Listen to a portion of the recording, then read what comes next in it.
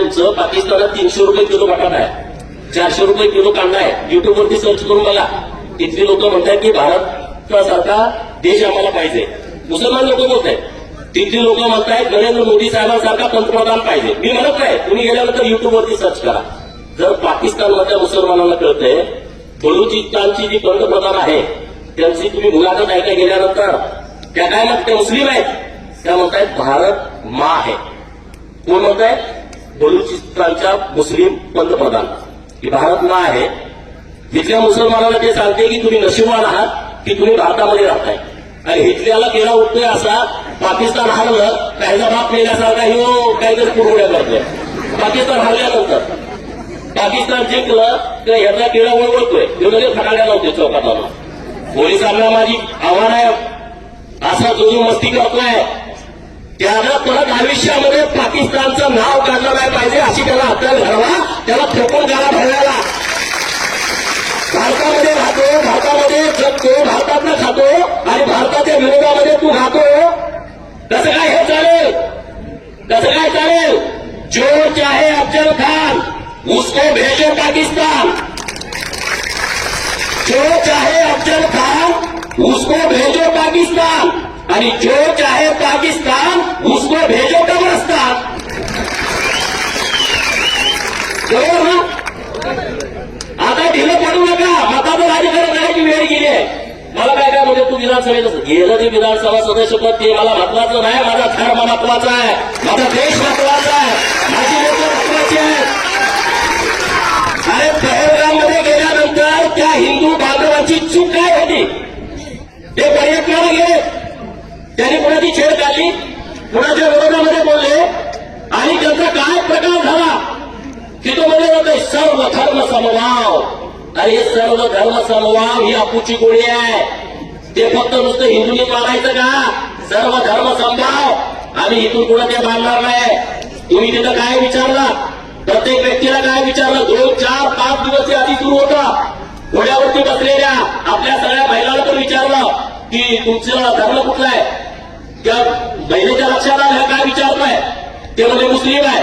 तर तिच्या गळ्यावरती इथं हर हर महादेव लिहिलं होतं मानेवरती. तेव्हा हर हर महादेव कसं काय लिहिलंय? म्हणजे सगळी लोक चौकशी करत होती.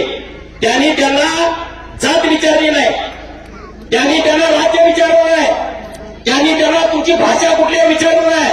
त्यांनी फक्त विचारलं तुम्ही हिंदू आहात की तुम्ही मुसलमान आहात. जे हिंदू आहेत त्याला गोळ्या खाल्ल्या. एक कलमा म्हटला प्राध्यापक हुशार होता, त्याच्यावरती त्यांनी विश्वास ठेवला नाही. त्याचे कपडे काढून बघितले आणि मग त्याला गोळी घातली. हे काम नीच काम तुम्ही करताय. आणि आता सगळी तारंबळ उठली. 12,000 सैनिकांनी पाकच्या राजीनामा दिला. भारताला घाबरून मी म्हणतोय म्हणून आले. तुम्ही युट्यूबवरती सर्च करा. त्याचा तो प्रमुख तो गायब होता 18 दिवस, आता आलाय लपून बसलाय. तो विष्णू आपला म्हणतो मी तो ठोकून काढणार. काय एकदम वाघ नाही तो लपून काढणार म्हणतोय पाहिजे असं. आता इथं सांगितलं की गावामध्ये आमच्या बेकायदेशीर नशीब बांधली, मदरसे बांधले. पुण्याच्या कलेक्टर साहेबांना माझं आव्हान आहे. एक चांगला अधिकारी आहे, त्यांनी पुणे जिल्ह्यामध्ये सरकारच्या जमिनीमध्ये गायरान, गावकान, महाराष्ट्र प्रशासन, सार्वजनिक बांधकाम विभाग, ग्राम विकास विभाग, वन खातं या ठिकाणी ज्याने ज्याने बेकायदेशीर मशिदी बांधले, ज्याने ज्याने मदरसे उभा केले त्याची यादी 8 दिवसाच्या आतमध्ये तयार करा आणि 10व्या दिवशी त्याच्यावरती मंजुरी असेल.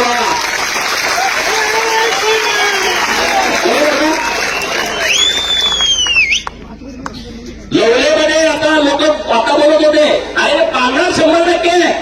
तुम्ही चिंता करू नका. राज्यामध्ये आता सरकार आपलं आहे.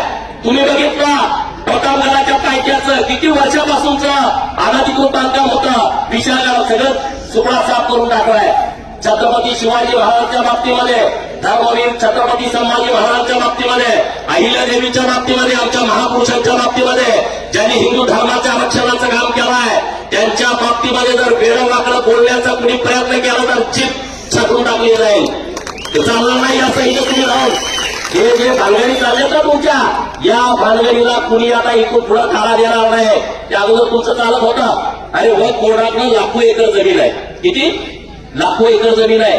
रेल्वे भारत सरकार या मिलिटरी त्याच्यानंतरची जमीन या वक्फ बोर्डावर आहे. 2006 एक रिपोर्ट आला आणि त्या रिपोर्टमध्ये काय लिहिलं की या वक्फ बोर्डाकडे इतक्या जमिनी आहेत त्यातून 12,000 कोटीचं इन्कम यायला पाहिजे. किती? 12,000 कोटीचं. येतंय किती? 163 कोटी. किती? 163 कोटी 2006 आता वाढून झालंय 167 कोटी. बरोबर?